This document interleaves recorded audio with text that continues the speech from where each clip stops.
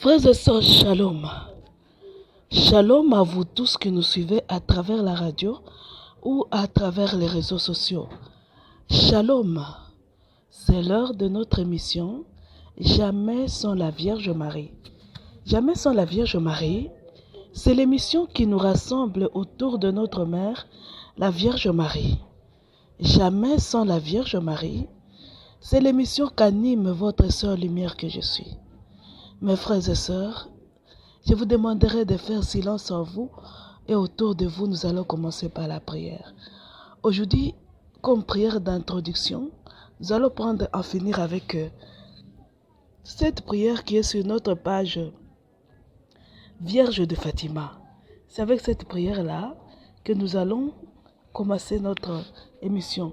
Et nous commençons notre émission au nom du Père et du Fils et du Saint-Esprit. Amen. Ô Jésus, ô Marie, maîtresse parent que j'aime tant, me souvenant que vous aviez un jour demandé qu'on vous consacre la Russie pour son échec, sa conversion, pour le bien de vos enfants, à genoux devant vous, je vous consacre pour leur désarmement, leur échec et leur fin éternelle, Lucifer, Léviathan, Belzéboul, Behemoth, Mammon, Asmodée, tous les anges déchus, Mamiwata, tous les sirènes guéguées, tous les démons, Lilith, Samaël, tous les incubes et les succubes, tous les esprits mauvais, toutes les idoles et divinités d'aujourd'hui, comme ceux d'hier, chacun par son nom, chacun avec ses époux, ses épouses, ses descendants, ainsi que tout maléfice et toute créature visible ou invisible, vivante ou déjà morte, humaine ou pas, qui se fie à lui ou qui vient de lui. Je vous consacre l'enfer, l'Hadès, la mort, la magie, l'occultisme, tous les mondes et les êtres impies, avec leurs énergies, leurs portes, leurs éléments, et toute créature visible ou invisible, vivante ou déjà morte, humaine ou pas, qui vient d'eux ou qui se fie à eux. Je vous consacre finalement tout mal, tous ceux qui luttent contre nous qui portons vos marques, ceux qui nous poursuivent jusque dans nos sommeils, nos songes et nos rêves, jusque dans nos somnolences, nos éveils et nos réveils, et dans toutes nos activités, ceux qui envahissent notre environnement matériel et immatériel, les rongeurs des finances et de la santé, les esprits de blocage, de freinage, de filature et de contrôle, les esprits de sorcellerie, de cannibalisme, de kabbalisme, de fétichisme, de toutes sortes de spiritisme, les esprits de nécromancie et de toutes les couleurs et formes de la magie et de l'ésotérisme, tous les esprits qui prennent différents déguisements pour nous nuire, les esprits contrefacteurs des dieux et des siens, ainsi que tous les morts qui œuvrent pour eux, tous les esprits et les morts auxquels nous ont livré les méchancetés des hommes et des démons, tous les lieux et objets occultes ténébreuses qu'utilise la corde noire contre nous, tous les hommes outils du diable et Satan contre nous, les dragons et ses bêtes, etc. Je vous les consacre tous, y compris ceux que je n'ai pas cités, et pour toujours, avec leurs maléfices, leurs sortilèges, leur envoûtement, enchantement et ensorcellement, leurs fétiches, leurs incantations, leurs messes noires et toutes leurs rencontres et activités nocturnes et diurnes, leurs œuvres, leur pouvoir, savoir, avoir, acquis et être. Vous voyez bien tous les maux qu'ils nous font, mais malgré tous les combats que je mène contre eux, je n'arrive pas à les vaincre et à les détruire d'une façon totale, complète et définitive. Vous qui êtes notre apparent, prenez ma place dans ce combat. Puisqu'ils nous cernent pour nous détruire et nous nuire, désarmez, détruisez et exterminez-les. Disposez d'eux de telle sorte que plus jamais rien ni personne n'ait à souffrir quoi que ce soit à cause d'eux. Faites qu'ils perdent tout, pouvoir, savoir, avoir, acquis et être, entreprise, projet, source de revenus et d'approvisionnement. qu'il ne soit plus, qu'il soit dessouché du milieu des créatures, qu'il devienne la proie du cœur des entrailles de la géhenne de feu, dès maintenant et pour les siècles sans fin. Qu'il soit jamais coupé des créatures qui portent vos marques, qu'il soit dans une incapacité totale et éternelle de s'accorder entre eux, même deux à deux pour quoi que ce soit. Une fois tombé, qu'il perde toute possibilité d'entrer en contact avec quelque créature que ce soit qui se trouve en dehors de la géhenne de feu, et que soit désormais stérile, sec et mort, tout culte, toute adoration, toute incantation, tout rite ou rituel, toute demande ou sollicitation dirigée vers eux, faite par eux, pour eux, en eux ou avec eux, tout cela pour les siècles sans fin. Ô maîtresse parents, je vous aime, j'ai confiance et je nous abandonne à vous. Excusez-moi pour la toux. Notre Père qui es aux cieux, que ton nom soit sanctifié, que ton règne vienne, que ta volonté soit faite sur la terre comme au ciel. Donne-nous aujourd'hui notre pain de ce jour. Pardonne-nous nos offenses, comme nous pardonnons aussi à ceux qui nous ont offensés. Et ne nous laisse pas entrer en tentation, mais délivre-nous du mal. Car c'est à toi qu'appartiennent le règne, la puissance et la gloire, pour les siècles des siècles. Amen. Je vous salue Marie, pleine de grâce, le Seigneur est avec vous. Vous êtes bénie entre toutes les femmes, et Jésus, le fruit de vos entrailles, est béni. Sainte Marie, Mère de Dieu, priez pour nous pauvres pécheurs, maintenant et à l'heure de notre mort. Amen. Gloire au Père, au Fils et au Saint-Esprit, au Dieu qui est, qui était et qui vient, pour les siècles des siècles. Amen. Shalom, mes frères et sœurs. Ave Maria. L'autre fois, la fois passée, nous parlions du péché d'Ève. Pour ceux qui ont raté l'émission de la fois passée, vous vous rendez sur notre page, notre chaîne sur YouTube, la chaîne Consacrez-vous au cœur immaculé de Marie. Et vous cherchez l'émission de la fois passée, c'était le vrai péché d'Ève, première partie. Aujourd'hui, nous allons continuer donc la deuxième partie du vrai péché d'Ève. Nous parlons d'Ève, vous comprendrez pourquoi. Et je vous demanderai de vous rendre sur votre page Vierge de Fatima sur Facebook et nous allons continuer la lecture de la fois passée.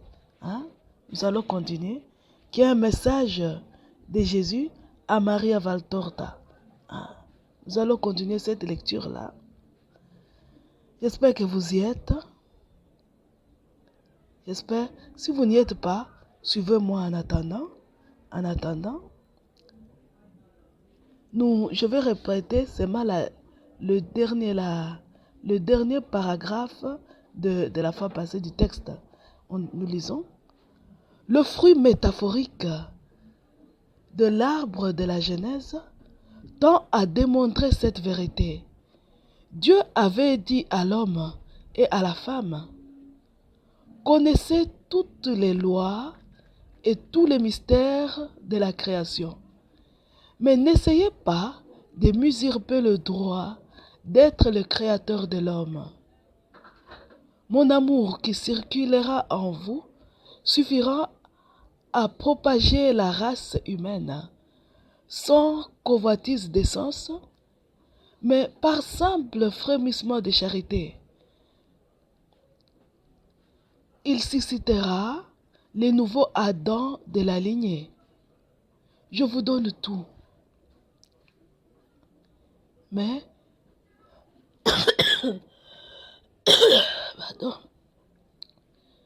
je me réserve uniquement ce mystère de la formation de l'homme.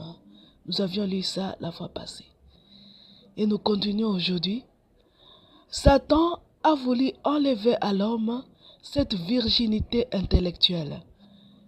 Par sa langue de serpent, il a flatté, caressé les passions des membres et des yeux d'Ève, en y suscitant des réflexes et des sensations intenses qu'ils n'avaient pas avant, car la malice ne les avait pas encore intoxiqués. Elle vit. À cette vue, elle voulut faire l'expérience. La chair était éveillée. Oh, si elle avait appelé Dieu, si elle avait couru lui dire, Père, je suis malade. Le serpent m'a séduite et le trouble est en moi. Le Père l'aurait purifié et guéri de son souffle, comme celui-ci lui avait infusé la vie, il pourrait de nouveau lui infuser l'innocence en lui faisant perdre le souvenir du serpent venimeux, et en mettant même en elle de la répugnance pour le serpent, à l'instar de ce qui se produisit, à l'instar de ce qui se produit chez ceux qu'une maladie assaillit et qui, une fois guéris, en gardent une répugnance instinctive.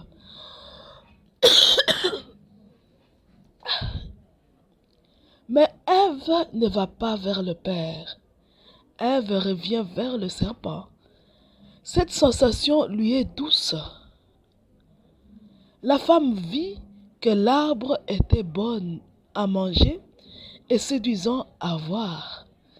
Elle prit de son fruit et mangea. Alors elle comprit. Désormais la malice était descendue lui mordre les entrailles. Elle vit avec un regard neuf et attendit avec des oreilles nouvelles les usages et les voix des mauvais. Et elle les convoita avec une avidité folle. C'est tout seul qu'elle a commencé le péché. Elle le porta à son terme avec son compagnon. Voilà pourquoi il pèse une lourde condamnation sur la femme.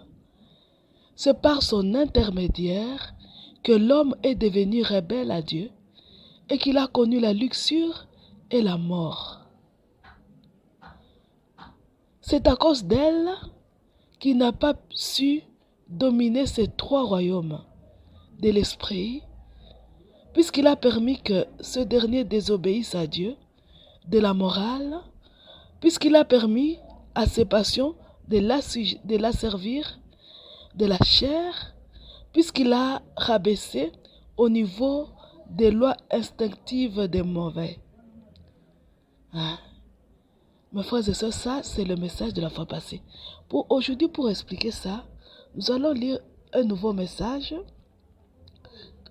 Nous n'allons pas tout lire parce que ce message-là est très très long. Pour ceux qui ont les textes de Maria Valtorta, vous pouvez demander les textes de Maria Valtorta. On peut vous les donner si vous les demandez au plus 243 85 0135 258. Plus 243 85 0135 258.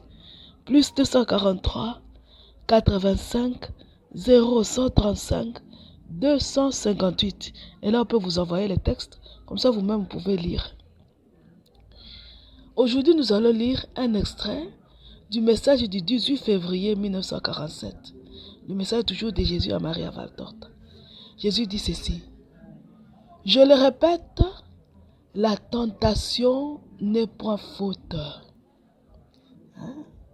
Jésus dit, la tentation n'est pas une faute, la tentation. Jésus dit, la faute est d'adhérer à la tentation. Ève et Adam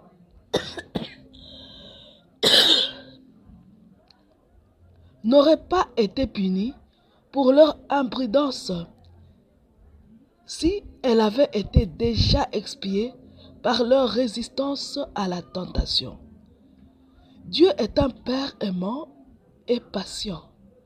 Mais Ève et Adam n'ont pas repoussé la tentation, la luxure de l'esprit, autrement dit, l'orgueil du cœur, autrement dit la désobéissance, accueillie dans leur,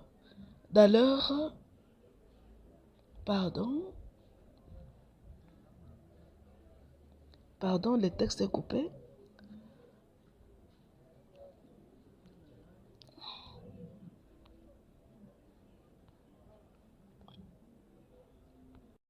Voilà, j'ai retrouvé le texte intégral parce que le texte, je me suis retrouvé avec un texte entrecoupé. Jésus dit ceci. Je le répète, la tentation n'est pas faute. La faute est d'adhérer à la tentation. Ève et Adam n'auraient pas été punis pour leur imprudence si elle avait été déjà expiée par leur résistance à la tentation. Dieu est un Père aimant et patient. Mais Ève et Adam n'ont pas repoussé la tentation. La luxure de l'esprit, autrement dit l'orgueil du cœur, autrement dit la désobéissance, accueillie dans leur âme jusqu'alors intacte, la corrompirent en éveillant en eux les fièvres impures que Satan aiguisa jusqu'au délire et au délit. Hein? Comprenez? Le péché avait commencé dans l'esprit. Dieu dit l'orgueil de l'esprit, l'orgueil, la luxure de l'esprit. Hein? La luxure de l'esprit. Dieu dit, je parle de délit à juste titre. Par leur péché, n'ont-ils pas fait violence à leur âme en la blessant, en la meurtrissant durement? N'est-ce pas un délit contre l'âme, celui que fait le pécheur qui tue sa propre âme par un péché mortel ou qui l'affaiblit continuellement par des fautes vénielles? Hein? Observons ensemble le paroxysme croissant de la faute et les degrés de la chute, puis comparons-le avec l'épisode de ma tentation. Nous n'allons pas comparer, nous allons nous arrêter seulement aux épisodes de la chute d'Ève.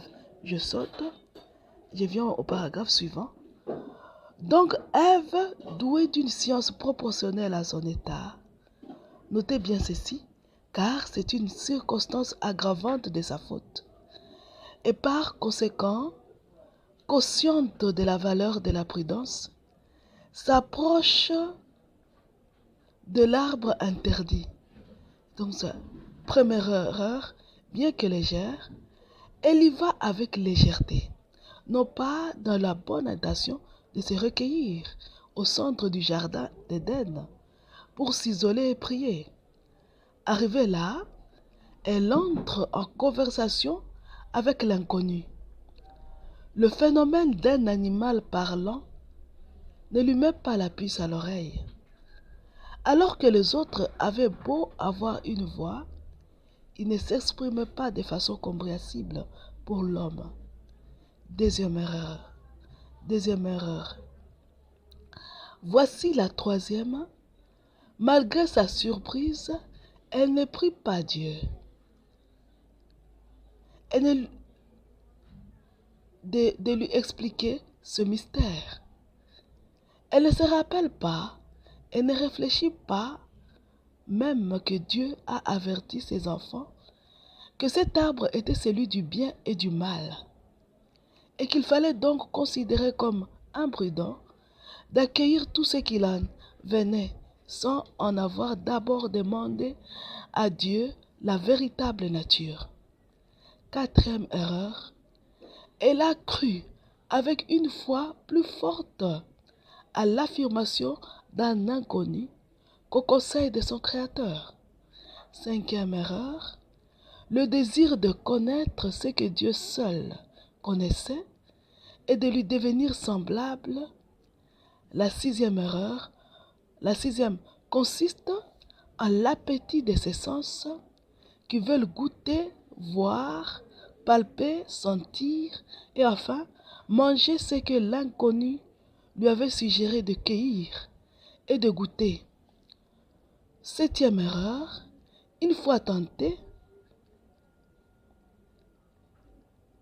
devenir tentatrice, passer du service de Dieu à celui de Satan, en oubliant les paroles de Dieu pour répéter celles de Satan à son compagnon, et l'entraîner à voler le droit de Dieu.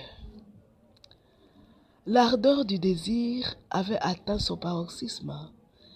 La montée de cette courbe fatale avait atteint son plus haut point.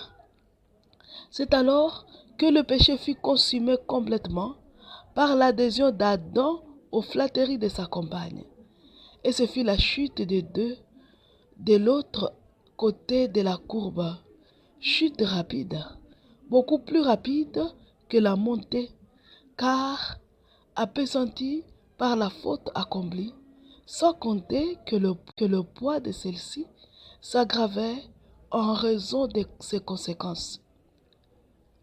Fuite loin de Dieu, excuse insuffisante et exempte de charité et de justice, et même de sincérité lors de l'aveu de l'erreur. L'esprit de rébellion latente qui empêche de demander pardon. Je lis seulement parce que je ne veux pas ajouter aux paroles de Dieu qui nous explique de façon très claire le péché de nos premiers parents. S'il se cache, ce n'est pas dû à la souffrance d'être entaché par la faute ou d'apparaître tels aux yeux de Dieu, mais parce qu'ils sont nus, autrement dit, en raison du mal qui est désormais entré en eux. Pardon. S'il se cache, ce n'est pas dû à la souffrance d'être entaché par la faute ou d'apparaître tels aux yeux de Dieu, mais parce qu'ils sont nus. Autrement dit, en raison du mal qui est désormais entré en eux. Faites tout considérer sous un jour nouveau. Et les rend ignorants au point de ne plus savoir considérer que Dieu qui les avait créés et leur avait fait don de toute la création savait parfaitement qu'ils étaient nus. Il n'avait pas non plus pris soin de les habiller et ne s'était pas indigné de les voir nus, parce qu'il n'y avait pas lieu de recouvrir l'innocence ni de s'indigner à la vie d'un corps innocent.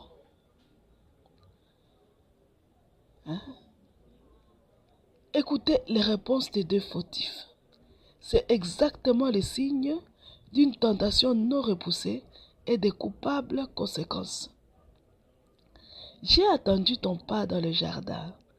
J'ai eu peur parce que je suis nu et je me suis caché.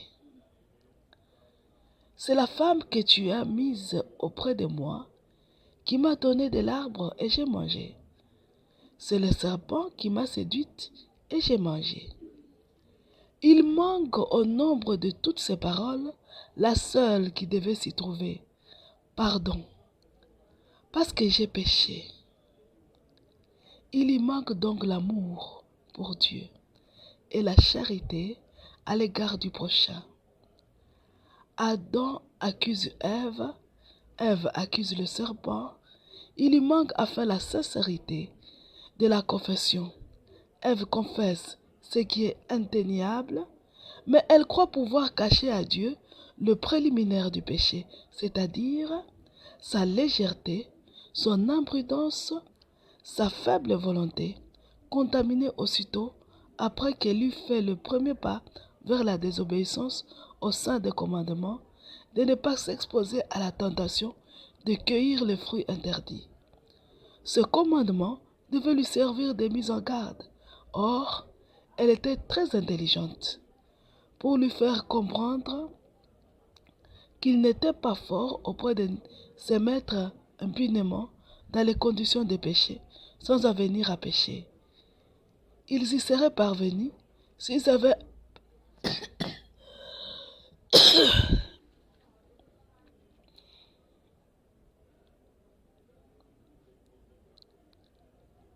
Pardon, excusez-moi, nous continuons la lecture. Mais elle croit pouvoir cacher à Dieu les préliminaires du péché, c'est-à-dire sa légèreté, son imprudence, sa faible volonté, contaminée aussitôt après qu'elle eut fait le premier pas vers la désobéissance. Au sein, la désobéissance au sein, commandement de ne pas s'exposer à la tentation de cueillir le fruit interdit. Ce commandement devait lui servir de mise en garde. Or, elle était très intelligente pour lui faire comprendre qu'il n'était pas fort au point de se mettre impunément dans les conditions de péché, sans avenir à pécher. Ils y seraient parvenus s'ils avaient perfectionné par leur propre volonté la liberté que Dieu leur avait accordée, en s'en servant uniquement pour le bien. Ève ment donc à Dieu. Lorsqu'elle passe sous silence la raison pour laquelle elle a mangé du fruit, pour devenir comme Dieu. La triple concupiscence est donc à l'homme. Tous les signes de l'amitié avec les serpents sont évidents, dans l'orgueil, la rébellion, le mensonge, la luxure, l'égoïsme qui se substitue aux vertus qui existaient précédemment. Shalom mes frères et sœurs, j'ai voulu vous lire ce texte-là pour que vous compreniez les vrais péchés d'Ève et quelles sont les étapes qu'elle a franchies pour y arriver. Je ne vais pas commenter les textes sacrés. Excusez-moi, je lis difficilement. Bon, ma petite santé me complique aussi un peu, mais ce n'est rien. Tout est grâce, ce n'est rien. Nous revenons au Cantique des Cantiques. Nous revenons au Cantique des Cantiques. Nous prenons nos Bibles. Nous cherchons les Cantiques des Cantiques. Nous sommes au 2e chapitre du Cantique des Cantiques. Du Cantique des Cantiques. Nous lisons. J'espère que vous y êtes. Nous allons lire. Je suis un narcisse de Saron, un lys de la vallée. Comme un lys au milieu des épines, tel est mon ami parmi les jeunes filles. Donc c'est l'époux. L'époux s'est promené dans les jardins ou dans la forêt. Il a vu des jeunes filles. Il a vu des jeunes filles. Mais toutes ces jeunes filles étaient à ses yeux comme des épines. Au milieu de ces épines-là, il a trouvé un lys et il a pris pour lui. C'était celui-là, celle-là son épouse. Tous étaient des épines. Tous. Et l'épouse dit, comme un pommier au milieu des arbres de la forêt, tel est mon époux, tel est mon bien-aimé parmi les jeunes hommes. Donc lui aussi s'est promené. Il avait, l'épouse des Cantiques avait faim. Elle avait faim. Elle s'est promenée dans les jardins pour chercher de quoi se nourrir. Je viens de vous lire le texte d'Ève. Ève aussi s'élève dans le jardin. Et là, Adam. Mais Adam, elle le laisse là tranquille. Elle est mue par sa petite curiosité. Elle va jusque là où se trouve l'arbre interdit, Ève. Et pour elle, c'est ce que Jésus vient de nous expliquer. Elle y trouve un serpent qui parle. Jésus dit, les animaux ne parlaient pas aux hommes. Le langage des animaux n'était pas compréhensible par les hommes. Et Ève, cela ne lui dit rien. Un serpent qui parle, et cela ne lui dit rien. Elle écoute le serpent et se fait son ami. Sa faim, donc la curiosité, qui est une faim, le nouvel ami qui est là, lui propose de manger. Il lui dit mange. Il lui dit mange. Et Ève mange. Il mange une nourriture que Adam ne lui a jamais donnée et une nourriture que le Seigneur leur avait défendue. Elle s'est trouvée la deuxième dans le jardin, mais elle veut faire découvrir les choses au premier qu'elle a trouvé là. Et avec sa curiosité, elle tombe dans le péché. Voici l'épouse des Cantiques. Elle aussi, elle se promène et trouve un pommier dans la forêt. Elle mange un fruit doux à son palais, n'est-ce pas? Elle dit, j'ai désiré m'asseoir à son ombre, et son fruit est doux à mon palais. Elle a mangé, elle aussi. L'épouse des Cantiques a mangé aussi. Et elle dit dans le verset 4, il m'a fait entrer dans la maison du vin, et la bannière qu'il déploie sur moi, c'est l'amour. Soutenez-moi avec des gâteaux de raisins, fortifiez-moi avec des pommes, car je suis malade d'amour. Elle était devenue malade d'amour. Elle a mangé le fruit, elle en est devenue malade. Ce fruit a créé en lui l'amour en excès, elle est devenue malade. Regardez Ève aussi. Elle se promène et trouve le fruit défendu. Elle mange et devient malade jusqu'à mourir. Elle en est morte. Son âme est morte. Elle n'était pas seulement malade. Elle en est morte. Elle porte la mort à son époux. Et tous les deux meurent. Ils passent de l'état humain à l'état animal. Ils deviennent des bêtes.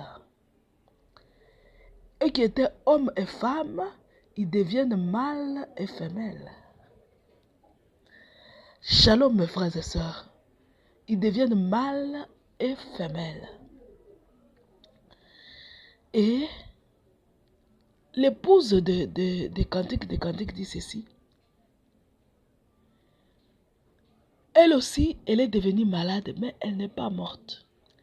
Elle est devenue malade d'amour. Elle a demandé le soutien, qu'on la soutienne. Elle dit, que sa main gauche soit sur ma tête, que sa droite m'embrasse.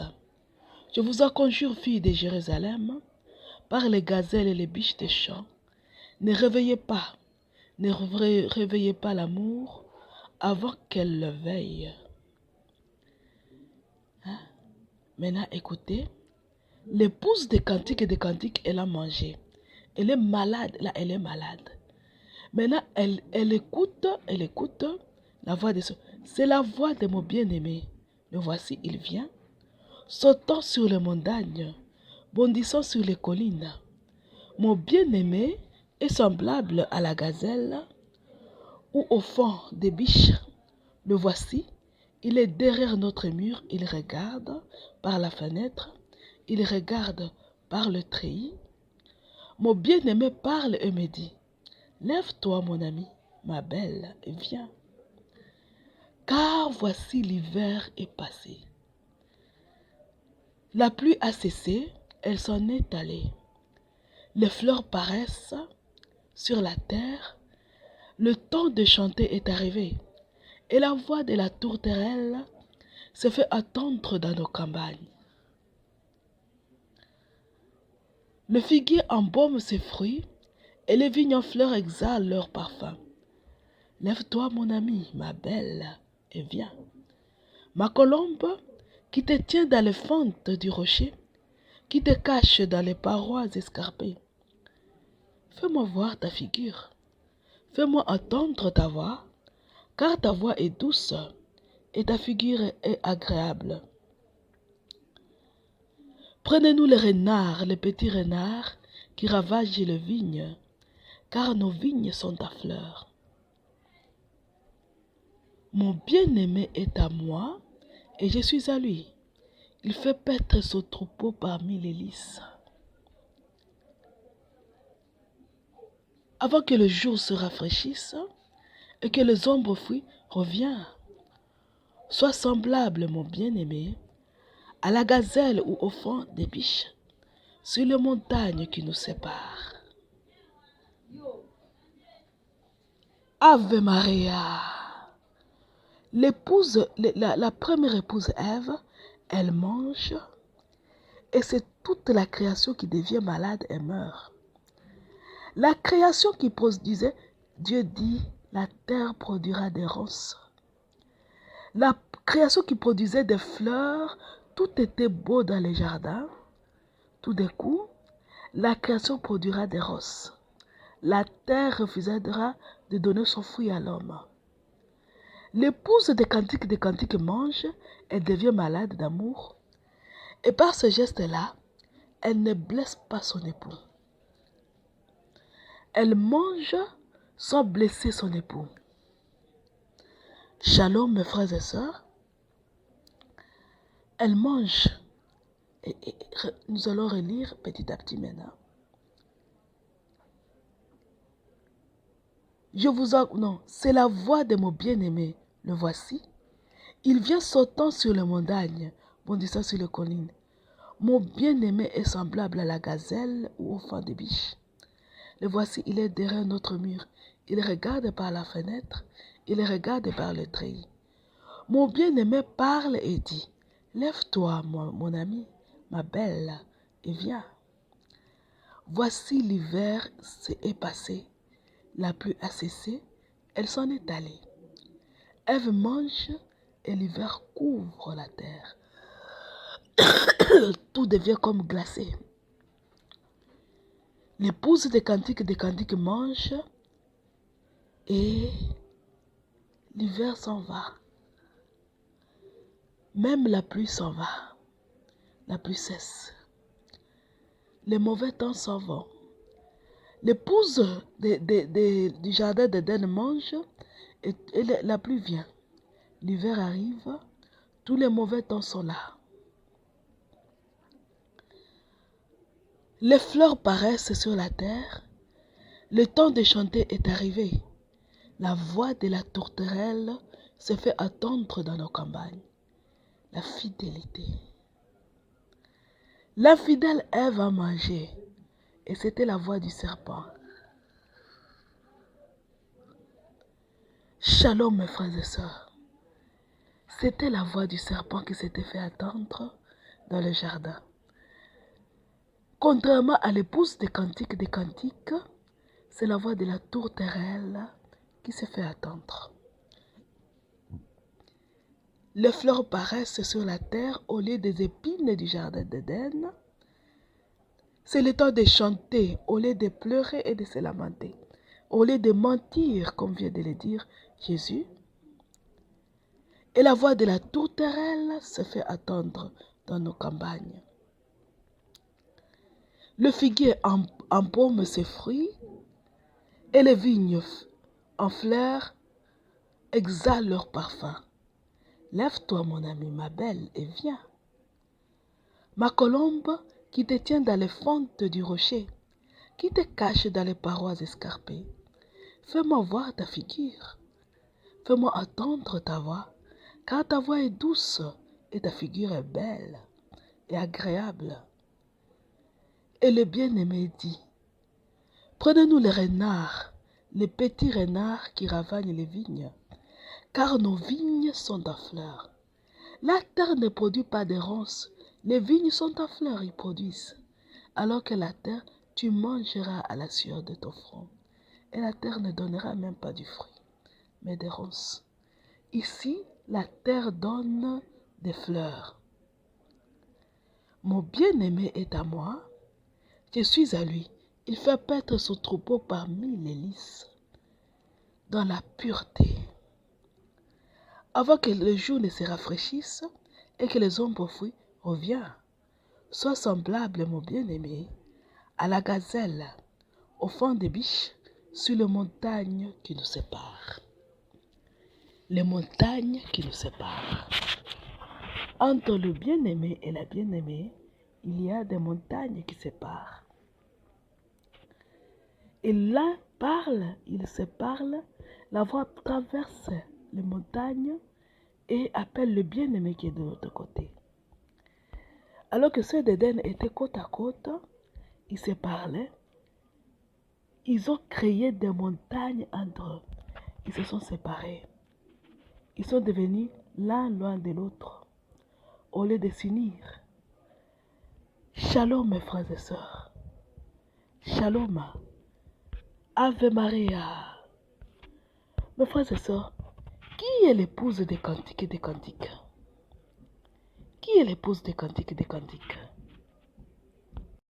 L'épouse des cantiques et des cantiques, c'est d'abord la Vierge Marie. Dans les messages de Marie avant le temps, Jésus dit, la Vierge désirait, elle désirait le retour de Jésus. Elle l'appelait du haut des profondeurs de Dieu. Viens, viens, viens mon bien-aimé. Les montagnes qui les séparaient, elle ne supportait pas ça. Elle a tellement désiré, tellement appelé, que Jésus est sorti des profondeurs de Dieu jusque dans les profondeurs de Marie. Et l'humanité, la divinité, a épousé l'humanité à Marie. La colombe cachée, la Vierge Marie. L'épouse des cantiques et des cantiques à la suite de Marie, c'est l'Église. L'Église qui est fille de Marie. Elle marche sur les pas de sa mère. À ce moment difficile où nous avons chassé Dieu de nos églises, en accueillant Satan et ses supports, en accueillant toutes les folies, par les alliances satanico-maçonniques, l'épouse des cantiques, ce sont ces âmes-là, qui voient tous ces mots qui se vivent dans l'église. Ils voient la magie dans l'église, la folie que nous sommes en train de vivre. La Vierge dit, les prêtres sont tombés, ils amènent beaucoup d'âmes avec eux. L'épouse, l'âme voit et souffre et gémit. Viens Seigneur Jésus. C'est celle-là l'épouse d'aujourd'hui. Ce n'est pas l'église dans son ensemble, non. C'est ce petit reste de Dieu. Comme autant de lits où il y avait les prêtres de Baal et les autres qui servaient Élie, qui servaient Dieu, un petit reste que Dieu s'était gardé. Aujourd'hui, l'église se retrouve dans cette situation-là, où il y a les uns qui servent les démons, et puis il y a un petit reste que Dieu s'est gardé. C'est ce petit reste-là qui gémit, viens. Shalom, mes frères et sœurs. On se plaint de la guerre, n'est-ce pas? On se plaint de tous les maux que nous vivons. On dit quand est-ce que ça va s'arrêter? Arrêtons de penser à ces choses-là. Appelons Jésus, désirons-le. Disons comme l'épouse des cantiques, viens, viens. Nous sommes incapables d'accéder à quelque paix que ce soit. Nous sommes incapables de connaître le bonheur sur cette terre. Nous cohabitons. Les Baals et les Astartés, avec leurs adorateurs, cohabitent avec le petit reste de Dieu. Pour qu'il y ait la paix, il faut que périssent les Baals et Astartés et ceux qui les adorent. Tant qu'on n'a pas fait ce travail-là, nous allons souffrir. Et notre souffrance ira agrandissant d'année en année, du jour le jour. Shalom mes frères et sœurs, ce n'est pas pour maudire le Congo. Nous nous préparons pour les élections, n'est-ce pas? Nous croyons, il y en a qui disent qu'il faut que le président qui est là se maintienne, nous connaîtrons le bonheur. Il y en a qui disent non, il faut qu'il parte, il faut qu'il y ait changement, il faut qu'il y ait un autre qui vienne, nous connaîtrons le bonheur. On changera des présidents ou on maintiendra les présidents, nous ne connaîtrons pas le bonheur. Tant que nous n'allons pas faire partir la magie et la franc-maçonnerie, les nouvelles ordres mondiales, tant que nous n'allons pas chasser Satan et ceux qui les servent au sein de l'Église. Mes frères et sœurs, Dieu n'est pas stupide. Dieu parle et quand il parle réellement. Mes frères et sœurs, je vous demanderai de prendre le livre de l'Apocalypse de Saint Jean. L'Apocalypse est dans la Bible. L'Apocalypse de Saint Jean, le chapitre 2, nous allons lire. Nous allons commencer au 12e verset, chapitre Apocalypse 2, verset 12. Écrit à l'ange de l'église de Pergame. Voici ce que dit celui qui a l'épée aiguë à deux tranchants. Je sais où tu demeures.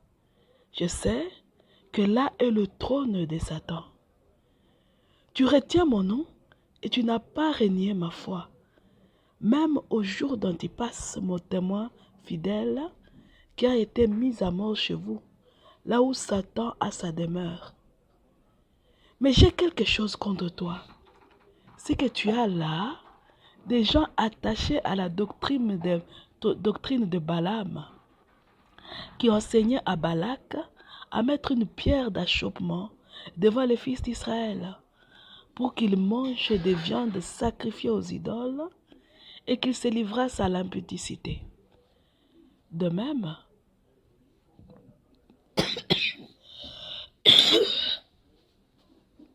tu as des gens attachés pareillement à la doctrine des Nicolaïtes. Réponds-toi donc, sinon je viendrai à toi bientôt et je les combattrai avec l'épée de ma bouche. Que celui qui a des oreilles entende de ce que l'Esprit dit aux églises. À celui qui vaincra, je donnerai de la manne cachée. Je lui donnerai un caillou blanc. Et sur ce caillou est écrit un nom nouveau que personne ne connaît, si ce n'est celui qui le reçoit. Écrit à l'ange de l'église de Thyatire. Voici ce que dit le Fils de Dieu, celui qui a des yeux comme une flamme de feu et dont les pieds sont semblables à l'airain des ardents. Je connais tes œuvres, ton amour, ta foi, ton fidèle service, ta constance et tes dernières œuvres plus nombreuses que les premières. Mais ce que j'ai contre toi, c'est que tu laisses la femme Jézabel, qui se dit prophétesse, enseigner et séduire mes serviteurs, pour qu'ils se livrent à l'impudicité et qu'ils mangent des viandes sacrifiées aux idoles. Je lui ai donné du temps, afin qu'elle se repentît. Elle ne veut pas se repentir de son impudicité. Voici, je vais la jeter sur un lit et envoyer une grande tribulation à ceux qui commettent adultère avec elle, à moins qu'ils ne se repentent de leurs œuvres. Je ferai mourir des morts ses enfants, et toutes les églises connaîtront que je suis celui qui sonde les reins et les cœurs, et je vous rendrai à chacun selon ses œuvres. À vous tous les autres des Thyatire, qui ne reçoivent pas cette doctrine et qui n'ont pas connu les profondeurs de Satan, comme il les appelle, je vous dis, je ne mets pas sur vous d'autres fardeaux, seulement ce que vous avez, retenez-le jusqu'à présent, jusqu'à ce que je vienne. À celui qui vaincra et qui gardera jusqu'à la fin mes œuvres, je donnerai autorité sur les nations. Il les pètera avec une verge de fer, comme on brise les vases d'argile, ainsi que moi-même j'en ai reçu le pouvoir de mon Père. Je lui donnerai l'étoile du matin, que celui qui a des oreilles entende de ce que l'Esprit dit aux églises. Shalom mes frères et sœurs. Ma voix va à diminuer. La toux m'a affaibli, mais c'est pas grave. Une grippe m'a affaibli, ce n'est rien. Mais je vous demande de réfléchir. Nous sommes de quel côté? D'Ève ou de la femme, de la Vierge? Hein? Nous sommes du côté de l'ancienne Ève ou de la nouvelle Ève? Où sommes-nous? Ceux qui amènent l'hiver sur l'église ou ceux qui font fleurir l'église? Où sommes-nous? Mes frères et sœurs, réfléchissons. Shalom, mes frères et sœurs. Comme je voudrais que les choses changent. Comme je voudrais que la paix revienne. Comme je voudrais que le bonheur revienne. Et que les hommes cessent d'avoir des visages aigris. Regardez mes frères quand vous vous promenez sur la route. Vous allez regarder les hommes. Vous allez voir que la majorité d'hommes d'aujourd'hui, les hommes et les femmes, ont des visages renfrognés sur la route. Le bonheur s'en est allé. Et nous croyons à la politique, n'est-ce pas? Nous disons que les politiciens, si nous changeons de président, non. Si la sienne pouvait revenir, non, non. Si un autre pouvait revenir, la politique ne sauvera personne. Personne alors. Revenons à Dieu de cœur et d'âme. Luttons. Et comme nous ne pouvons pas supporter, nous ne pouvons pas lutter, nous ne pouvons pas nous battre, comme la victoire a été donnée à Jésus, la descendance victorieuse de la Vierge Marie, nous disons, viens Seigneur Jésus. Et comme prière aujourd'hui, nous allons dire, toi notre Père, toi je vous salue Marie, toi gloire au Père. Nous demandons à Dieu de nous envoyer une souffrance que nous allons endurer cette semaine. Pour que vienne notre Seigneur Jésus, qu'il vienne chasser les marchands du temple, qu'il vienne chasser Jézabel, lui qui est plus qu'Élie, qu'il fasse périr pas seulement les prêtres de Baal, mais aussi les Baals et les Astartés, qui sont Lucifer et tous les supports. Lucifer, ces créatures qui siègent sur le soleil, la lune et les étoiles, pour maudire nos jours comme la nuit. Ces créatures qui siègent sur la terre, l'air, l'eau et le feu, et tous les éléments de la nature, et qui de toujours travaillent pour notre perte en soulevant la nature contre nous. Ces créatures qui tournent autour de nous dans le but de nous épouser, de nous connaître, de coucher avec nous, pour nous dévierger sur tout ce que Dieu nous veut vierge. Qu'ils périssent avec ceux qui fléchissent les genoux devant eux. Nous demandons à Dieu de nous envoyer une souffrance pour cela. Car nous sommes ses victimes et nous disons, notre Père qui es aux cieux, que ton nom soit sanctifié, que ton règne vienne, que ta volonté soit faite sur la terre comme au ciel. Donne-nous aujourd'hui notre pain de ce jour. Pardonne-nous nos offenses, comme nous pardonnons aussi à ceux qui nous ont offensés. Et ne nous laisse pas entrer à tentation, mais délivre-nous du mal. Car c'est à toi qu'appartiennent le règne, la puissance et la gloire, pour les siècles des siècles. Amen. Je vous salue Marie, pleine de grâce, le Seigneur est avec vous.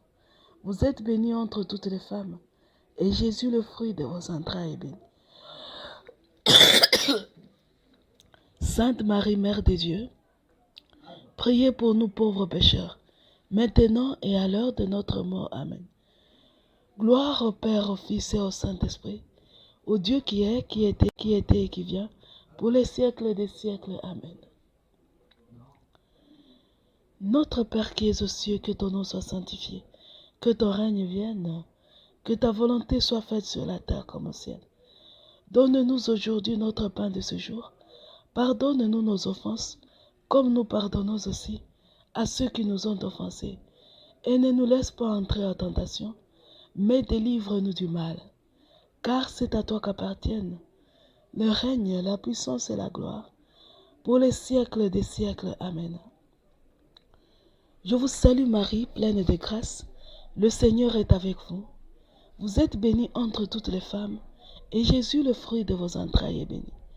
Sainte Marie, Mère de Dieu, priez pour nous pauvres pécheurs, maintenant et à l'heure de notre mort. Amen.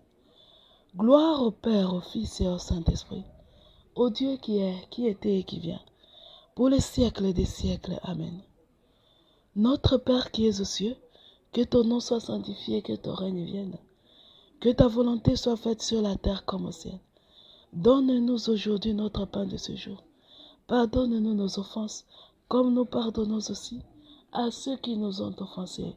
Et ne nous laisse pas entrer en tentation, mais délivre-nous du mal. Car c'est à toi qu'appartiennent le règne, la puissance et la gloire, pour les siècles des siècles. Amen. Je vous salue Marie, pleine de grâce, le Seigneur est avec vous. Vous êtes bénie entre toutes les femmes, et Jésus, le fruit de vos entrailles, est béni. Sainte Marie, Mère de Dieu, priez pour nous pauvres pécheurs, maintenant et à l'heure de notre mort. Amen. Gloire au Père, au Fils et au Saint-Esprit, au Dieu qui est, qui était et qui vient, pour les siècles des siècles. Amen. Ô Jésus, ô Marie, sur vos deux cœurs nous sommes vos victimes. Donnez-nous une part des souffrances que nous allons porter cette semaine, de ce dimanche d'aujourd'hui jusqu'au dimanche prochain, pour que revienne notre Seigneur Jésus-Christ. pour nous séparer à jamais. Qu'il revienne pour restaurer tout dans l'harmonie pure et parfaite entre les créateurs et ses créatures, entre les créatures elles-mêmes. Qu'il fasse périr tous les prêtres de Baal avec leurs serviteurs, mais aussi qu'ils périssent avec leurs Baal et Astarté, ces créatures qui siègent sur le soleil, la lune et les étoiles pour maudire nos jours comme nos nuits. Ceux-là qui siègent sur la terre, l'air, l'eau et le feu et les éléments de la nature pour soulever la nature contre nous par des catastrophes naturelles. Ceux-là qui tournent autour de nous et qui se transforment en esprits incubes et succubes ou à grands maîtres pour nous violenter, pour nous nourrir de connaissances impies, pour nous amener à notre mort. Qu'ils périssent avec tous ceux qui fléchissent les genoux devant eux. Qu'ils périssent avec tous les êtres qui vous haïssent. Qu'ils ne soient plus odieux. Mes frères et sœurs, c'est l'heure. Si vous avez une préoccupation, voici le numéro, c'est le plus 243 85 0135 258. Ou bien vous vous rendez sur notre chaîne YouTube. Consacrez-vous au cœur immaculé de Marie. Le nom de la chaîne, c'est Consacrez-vous au cœur immaculé de Marie. Ou bien vous avez un audio sur WhatsApp sur le numéro que je viens de dicter. Alors je vous dis à dimanche prochain. Que Dieu bénisse ceux-là qui dans leur groupe partagent ces émissions. Ceux qui en parlent, ceux qui prient pour la conversion des âmes, ceux qui prient pour que ces émissions soient un filet pour ramener à Dieu ses enfants dispersés. Pour ceux qui nous soutiennent par leurs prières, que Dieu nous bénisse les uns aux autres. Nous allons nous bénir à travers le signe de la croix 3 fois dans le vide. Au nom du Père et du Fils et du Saint-Esprit. Amen. Au nom du Père et du Fils et du Saint-Esprit. Amen. Au nom du Père et du Fils et du Saint-Esprit. Amen. À dimanche prochain.